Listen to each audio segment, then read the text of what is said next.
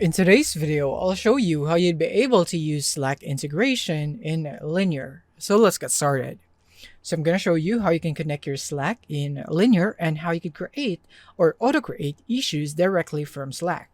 So to do that, you need to click here on your profile icon on the top left and then go into Settings.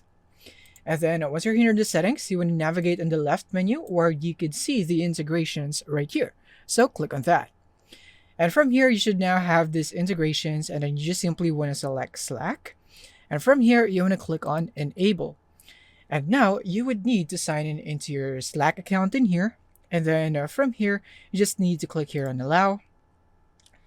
And then you will now be able to see that it is now integrated. It's that simple as long as you can log in into your Slack workspace.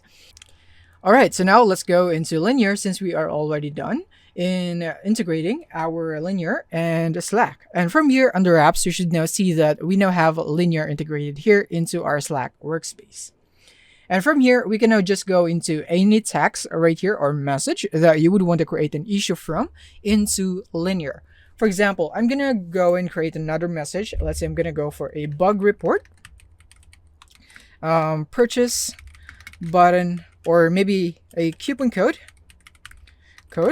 is not working, maybe something like that. And then I'm gonna go type in enter, and now I have this message. So now you can automatically create an issue on this message on Linear automatically. So you'd be able to do that by hovering over that message and going here into more actions. And from here, you would want to go click here on create new issue in Linear. You could also link this to an existing issue if there's already an issue about it in Linear. But in our case, we just want to create a new one.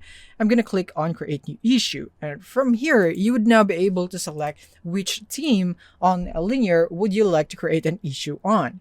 And then the title of this issue.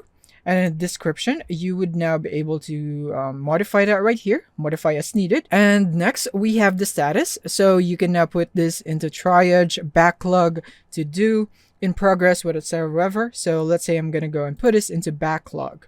And then the assignee, you can now choose the assignee for this issue, or you could do that later on Linear if you'd want to. So I'll just leave it be. And then the labels, project priority, you could even upload files and so on. And lastly, you could also sync thread so that you can sync issue comments with the Slack thread, which I'll be demonstrating later on. I'm going to leave that checked, click on submit. And then as you can see right here, we now have this thread right here, and we now have Linear.